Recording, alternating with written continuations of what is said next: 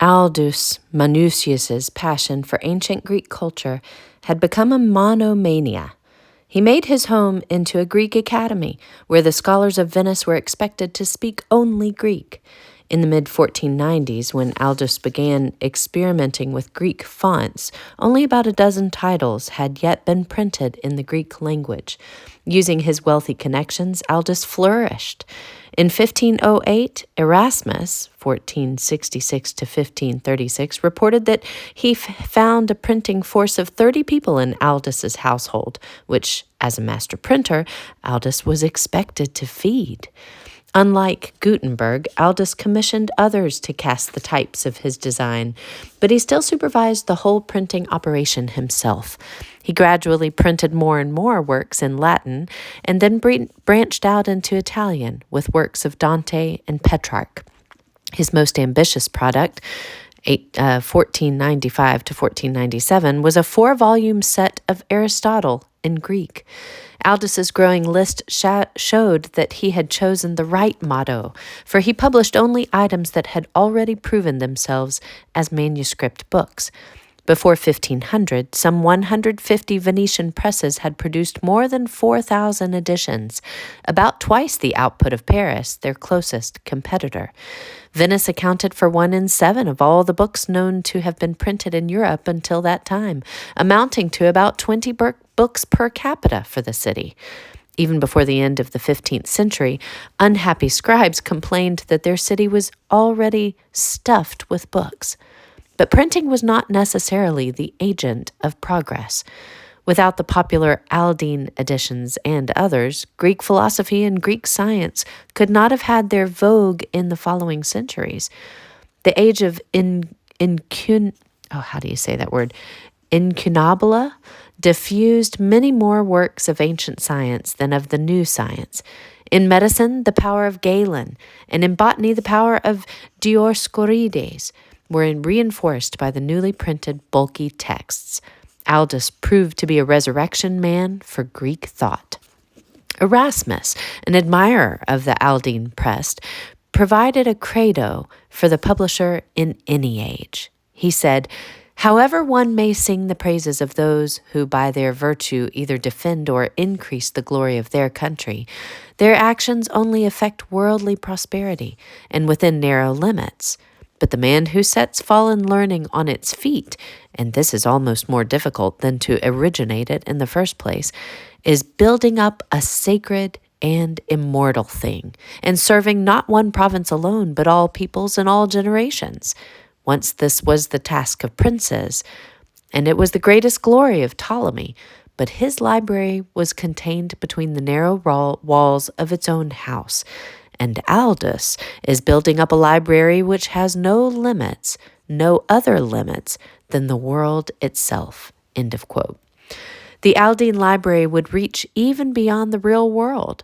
Thomas More's heroic voyager, Raphael Hythloday, carried in his baggage these handy editions so that he could introduce the utopians to the wonders of Greek literature. Not only in Utopia, Aldus's 2 pioneering innovations, italic type and octavo size, shaped reading habits. If the black letter type of Gutenberg's Bible had remained standard, books might never have become compact, for it was not suited to provide the greatest number of legible words on a page. About 1500, Aldus commissioned Francesco Grifo of Bologna to design a more practical font. His radically new typeface was based on the cursive script, then used by the papal chancery in which the humanists were writing to one another. The narrow, slender letters, while lacking the solemnity of the old Gothic script, went well with the Roman capitals. The first book printed in the new type was Aldus's octavo-sized edition of Virgil in 1501. Since the Aldine Virgil was dedicated to Italy, the type came to be called italic. At first it comprised only lowercase letters and used small Roman capitals. Aldus made the new italic type standard for his popular editions of ancient authors. While attractive and readable, it put many more words on the page.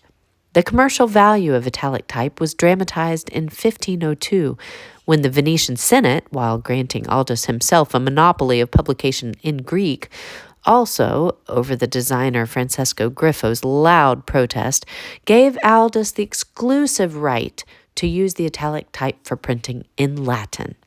This is the first known example of a printer seeking a monopoly of all uses of a typeface. But the new type was much too useful for any such monopoly to be enforceable. Griffo and many others went ahead printing in italic, which set the pattern for modern type design. Aldus's other great innovation also was not quite his own, the octavo-sized, smaller, lighter-weight book that meant the portable book. Even before Aldus, some books in manuscript and in print were smaller than the cumbersome scholars' tomes we see in the familiar portraits of St. Augustine and St. Jerome.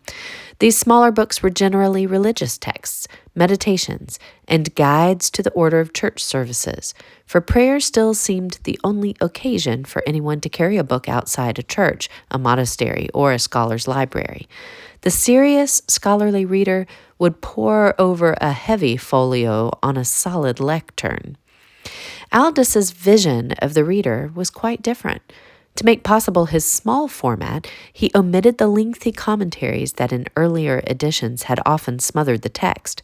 Octavo, the word that came to describe this smaller format, originally designated the size of a book made by folding a printer's sheet of paper so that each leaf was 1/8 of a whole sheet. In modern printing jargon, it means a page about 6 by 9 inches. Many works that Aldus published in this format had already been printed in the old cumbersome folios made by folding a printer's sheet in half. He liberated the book from the scholar's stuffy study and sent it into the open air. The learned community warned that popularizing books would vulgarize learning. Even before 1500, a squeamish Venetian man of letters complained that you could not walk along the canal without having cheap books pushed at you like cats in a bag. More means worse. Abundance of books makes men less studious. Corrupt printed versions, they said, were driving out of the market the reliable old manuscript texts. Now folks who don't know Italian will teach you to speak Tullian. Printing was a horror who ought to be excluded from Venice by law. In 1515, the government of Venice gave the new librarian of the Biblioteca Marciana the impossible task of correcting all literary texts published in the city.